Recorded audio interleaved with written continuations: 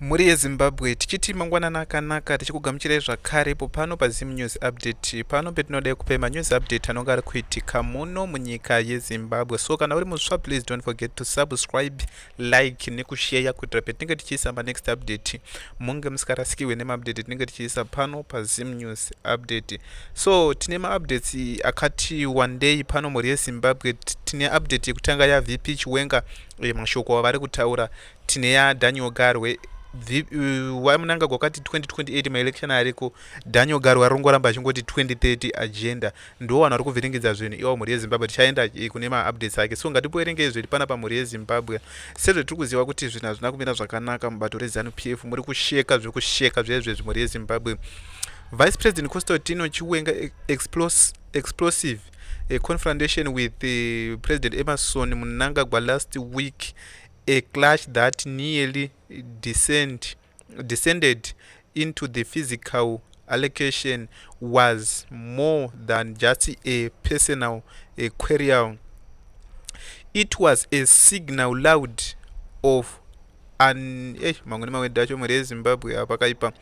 that the balance of power within ZANU-PF is shifting, and Mnangagwa hold on the party may be more brutal than it appears.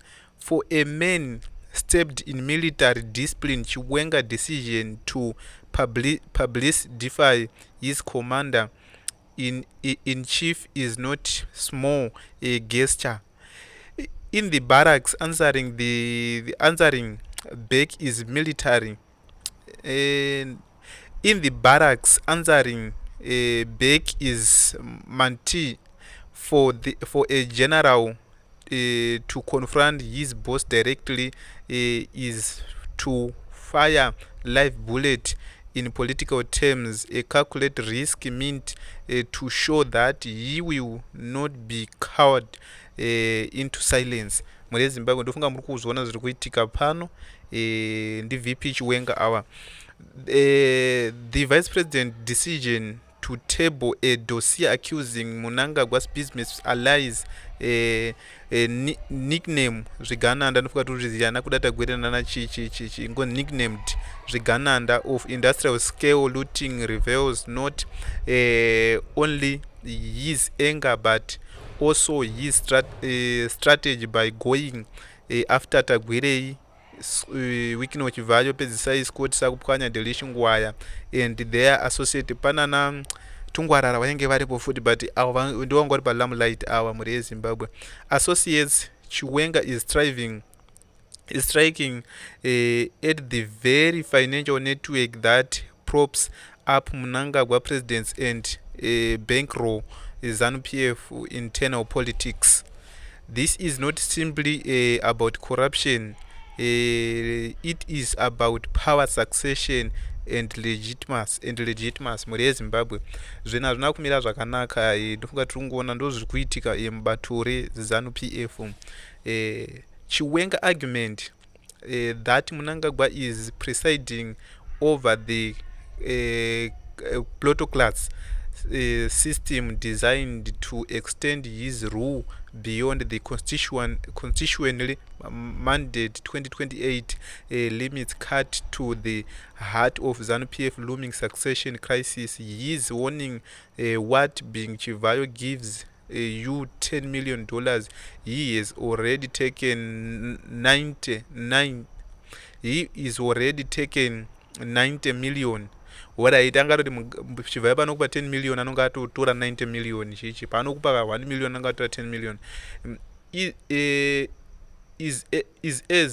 as much a financial as it is a political broadside painting Mnangagwa is either complicit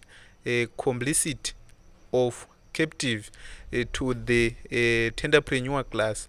Mnangagwa retort inciting he is constitutionalist.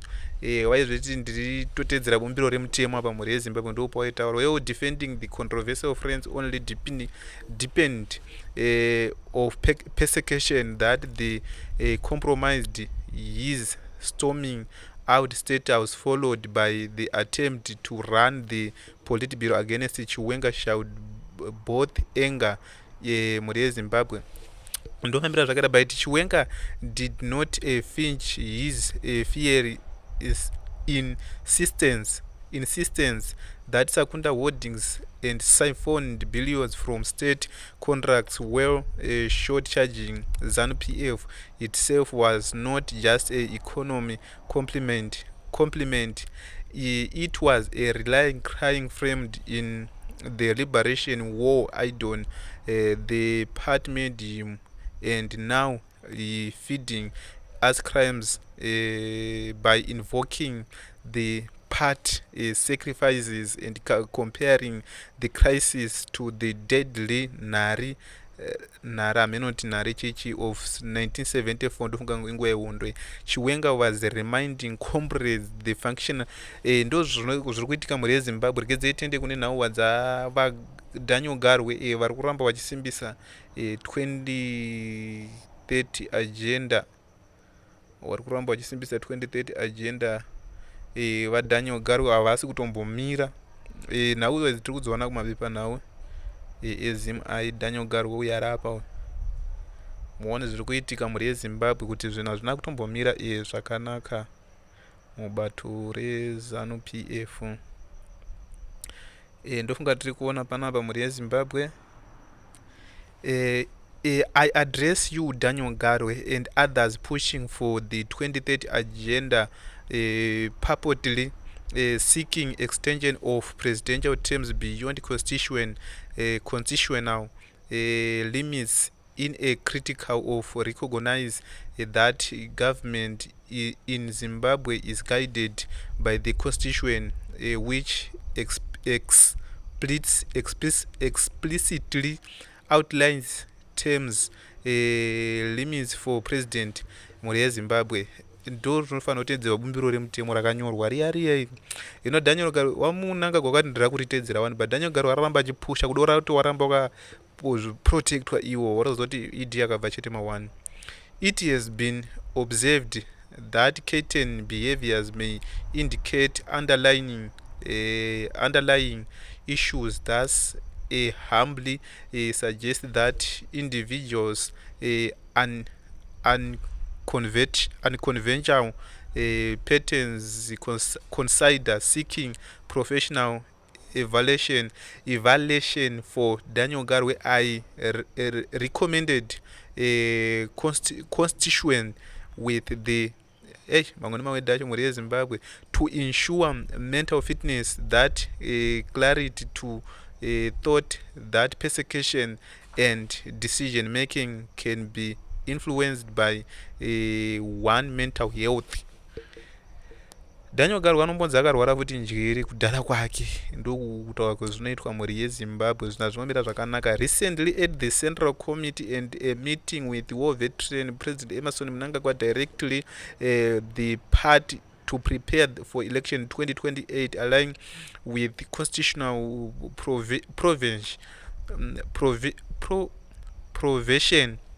It appear discordant disorder mhuri yeZimbabwe kutaura kuti apa vari kuti 2030 wodzoka kuti 2028 directed advocates to term extension via the 2030 agenda contradicts that president state position and constitutional mhuri yeZimbabwe. Ndo zvataya takakubatira pano paZim News update. Hatisi kuziva kuti apa particularly section 91 and 328 for Zimbabwe constitutional regarding term limits ayama uyu zvazvo kumakotsi izvi zvina zviri kutaura news dzedu dzakati wandei mhuri yeZimbabwe. Ndo nhava dzataya takakubatira pano paZim News update. Tiri kuzivisa izvi zviri kuitika munyika yeZimbabwe kuti VP Chiwenga vari kudya marasha uye Daniel Garwe ari kuramba achisimbisa 2030 agenda iya sekuona kwamuri kuita mhuri yeZimbabwe. Tongoti kana uri mutsva, please don't forget to subscribe kana usida kurasikiwa nemaupdate etinenge tichisa pano paZim News update. Tachikuzivisa izvi zviri kuitika munyika yeZimbabwe. Ngatisangane munews dzinoti